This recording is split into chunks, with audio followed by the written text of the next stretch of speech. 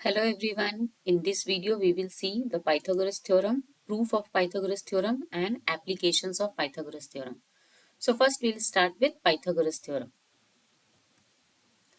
Pythagoras was a Greek philosopher who made important developments in mathematics, astronomy and the theory of music. The theorem now known as Pythagoras theorem was known to the Babylonians 1000 years earlier, but he is the first person to prove it. So 1000 years back only Babylonians know about it, but Pythagoras only he was the first person to prove it. And here you can see I have put the picture of Pythagoras. Now Pythagoras theorem states that in a right angle triangle, see I have taken here ABC right angle at B, the square of the length of the hypotenuse. Now what is hypotenuse here? Hypotenuse is the side which is opposite to the symbol of right angle. Now here is right angle, so the side which is opposite to it is AC. So AC is the hypotenuse of the right angle triangle. So the square of the length of the hypotenuse is equal to sum of the square of the length of the other two sides. Now my other two sides are BC and AC. So BC you can consider as base, AB you can consider as perpendicular, and I am going to write the hypotenuse and perpendicular and base as A, B and C. A, B and C are the measure of the length of the side AB, BC and CA respectively. So according to this theorem, it states that square of the length of the hypotenuse is measure is C. So C square is equal to A square plus B square. This is the Pythagoras theorem.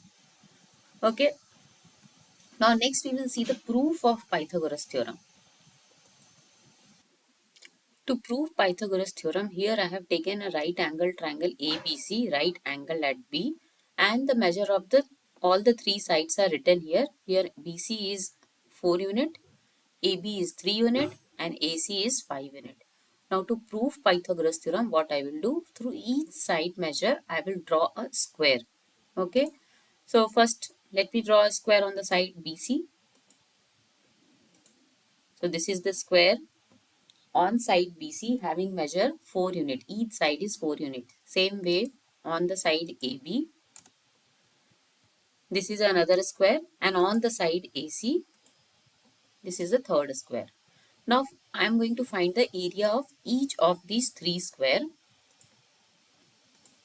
So the area of the square on the side BC, which is 4 unit, we know that the area of square is side into side, right? So area of square having side 4 unit is 16 square unit. Same way we will find the area of the square having side measure 3 unit. So it is 3 into 3, 9. So this is 9 square unit. And the third one, the measure of the side is 5 units. So the area is 25. So if you can see here, there is some relation between the area of these three squares, isn't it? See, area of the square which is on side BC, which is 16 unit square, and the area of the square which is on side AB is 9 unit square. And if I am going to add both the areas, I will get the area of the third square. See, 16 unit square plus 9 unit square, which gives 25 unit square, isn't it? Which is equal to the area of the square having side AC, which is the hypotenuse of the right angle triangle. So from here also I can see if the measure of the side is C, then the area will be C square. So C square is equal to A square plus B square, which is the Pythagoras theorem. Okay. So now I am going to change the measure of the sides of this right angle triangle, and then we will see still Pythagoras theorem satisfies or not. So now I am changing the length of the side BC. Okay, now BC is 5 unit, AB is still 4 unit. So if I find the area on the side BC is 25 unit square, on the side AB is 16 unit square, and 16 plus 25 if you do, you will get the area of the third square, which is 41 square unit. Okay. Now I am changing the length of AB. Still if you see, now my both the areas are same because length of side BC and length of side AB both is 5 unit. So the area is 25 unit square in both the places, and the sum of 25 plus 25 is 50, which is equal to the area of the third square, which is on the hypotenuse of the right angle triangle.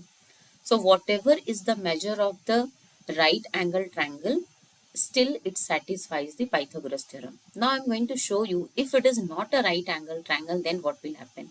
So now I've changed this right angle triangle to obtuse angle triangle, and when you see the area formed on side BC and AB is 25 and 17 respectively, but when you add it, you are not going to get 52 square unit, which is the area on the of the bigger square. See, 25 plus 17, if you do, you will get 42, but here it is showing area as 52. So from here we can conclude that Pythagoras theorem satisfies only if the triangle is a. Now we will see the applications of Pythagoras theorem. Now first application is to find the shortest distance. So here I have taken ABCD, which is a rectangular park, and there are two friends Rohan and Ram. They have to reach from point C to point A. Now both of them have used a different path. Rohan have used from CB to BA, okay, and so the distance covered by Rohan is 30 plus 40, which gives me 70 centimeter. Now Ram is quite intelligent. Instead of going through CB and BA, what he did, he goes diagonally, okay, and he has already studied the concept of Pythagoras theorem. So he remembered that and he used the concept of Pythagoras theorem, and the distance covered by Ram is, now we will use Pythagoras theorem because in a rectangle each corner is 90 degree. So the measure of AC square will be AB square plus BC square, and from here we can see AC square is 2500 and 2500 is a square of 50. So I can say the measure of AC is 50 centimeter.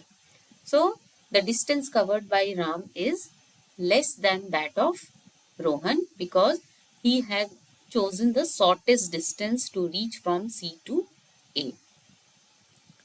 Now next application of Pythagoras theorem is to find the length of the ladder. Suppose you have to reach near the window. So how do you know that what should be the size of the ladder is needed? So if you know the height of the window from the ground, as well as if you know where to put the foot of the ladder, this distance AC and BC, if you know, then using Pythagoras theorem you can find the measure of AB, and that will give the length of the ladder which is needed. So here also we can use Pythagoras theorem. Now next you have seen the screen, TV screen or the computer monitor screen, isn't it? The size of those screen is usually specified by the diagonal measurement, which is also calculated using Pythagoras theorem. Now Pythagoras theorem is also used to find the shortest distance in navigation. Navigation means now when through ship also, when you are going, how to know the shortest distance to a particular point. For that also Pythagoras theorem is used, as well as there are many more applications of Pythagoras theorem. It is used in construction also. So now it's your duty to explore more and more about Pythagoras theorem. Okay, so that's all for today's class. Thank you.